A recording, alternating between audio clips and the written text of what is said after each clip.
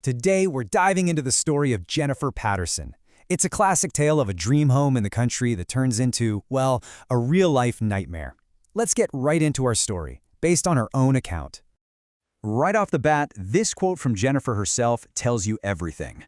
This wasn't just some creaky floorboards or weird noises. No, this was a haunting that actually got physically violent. So that's the big question, isn't it? How does a place that's supposed to be your fresh start, your sanctuary, become so terrifying that you have to literally run for your life? Let's go all the way back to the beginning. Okay, so picture this. It's the summer of 2008. We've got 24-year-old Jennifer Patterson, and she's on the hunt for a place of her own. She wants a country home, somewhere she can keep her horses, and just, start the next chapter of her life. And boy, did she find what looked like the perfect spot. I mean, it checked all the boxes. 5 whole acres for the horses, a pond.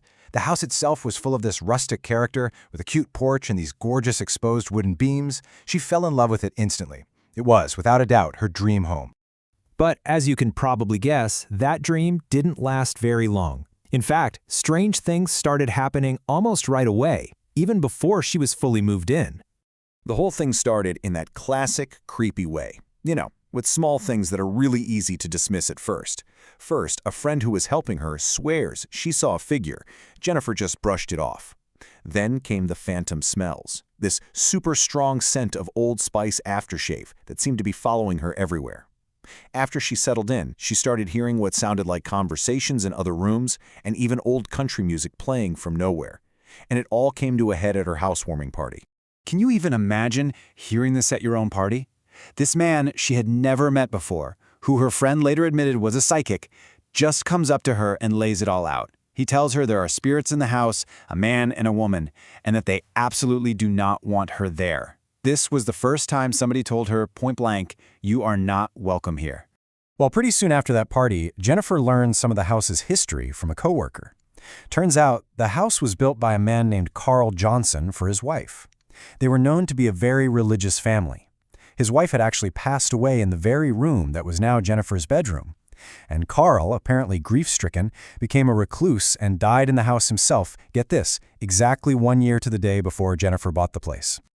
So with this new information, Jennifer tried to rationalize things. Maybe the sounds and smells were just the spirits of the old owners, right? It was almost a comforting thought, for a minute. But that whole theory just fell apart when the activity went from being a nuisance to a serious physical threat. And the escalation was just terrifying. First, the attic door, which she had made sure was latched shut, just violently slams open, which sent her dogs into a total frenzy. Then, she's down in the basement doing laundry, and a voice just screams, "Get out!" As she's running up the stairs, terrified, she feels what she describes as fingers wrapping around her leg. And then, the final horrifying moment.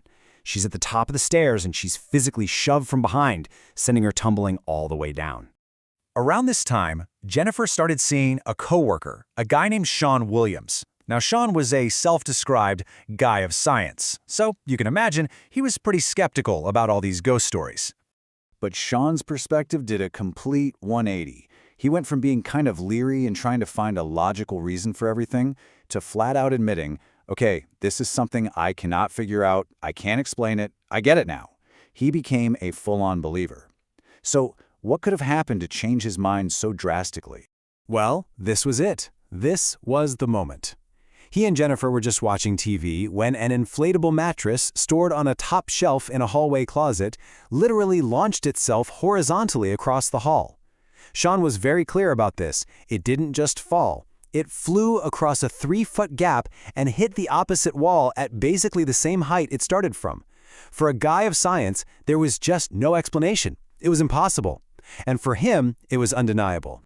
So now, with both Jennifer and Sean completely convinced there was a presence in their home, the activity just hit its terrifying peak. This all led to a series of events that would become the absolute final straw for them. So 1 or 2 in the morning, they're both dead asleep, and they're jolted awake by this incredibly loud bang. Sean's reaction really tells you how real and physical this sound was. He was so convinced that an intruder had just kicked their door in that he grabbed his handgun and started methodically clearing every single room in the house, ready for a confrontation. After clearing the house, he went outside and searched the entire 5-acre property. But there was nothing. The door was perfectly fine, no windows were broken, not a single sign of an intruder anywhere. That deafening bang had no source. It was completely unexplainable. But this was the event that truly sealed the deal. Their 3-year-old son started interacting with someone who wasn't there. He'd be looking at his picture books, and he would turn the page to show the pictures to an empty spot in the room, as if he was sharing the book with an invisible friend. The entity was now engaging with their child. And that was Jennifer's breaking point. Her thinking was so powerful here. She figured if this entity was willing to physically push her, a grown woman, down the stairs, what would stop it from doing that to one of the kids? And that's a risk she was not willing to take. She decided right then and there she wasn't going to coexist anymore. Carl Johnson, the ghost, could have his house back. And as a sort of final confirmation, after Jennifer and Sean left, her parents, who had been staunch skeptics the whole time, took over renovating the house to get it ready to sell. And while they were working there alone, they also had strange things happen. Hearing footsteps, seeing doors open on their own, objects moving. Yeah, they went from skeptics to believers pretty quick. Now, this is a really fascinating final chapter to their story. Their experience was actually featured on the TV show A Haunting, but they felt the show's version was super dramatized and just not accurate. The differences were pretty big. Jennifer says she only ever saw a solid black shadow, but the show created a ghost with this bizarre textured face. They left out key events like the attic door incident with the dogs, and they even edited her words to change their meaning. Sean also pointed out that they totally fabricated a scene where he sees a figure in the basement, which he says never ever happened. And that really leaves us with this final thought. Sean himself worried that once you start fabricating details for TV drama, you discredit the whole entire account.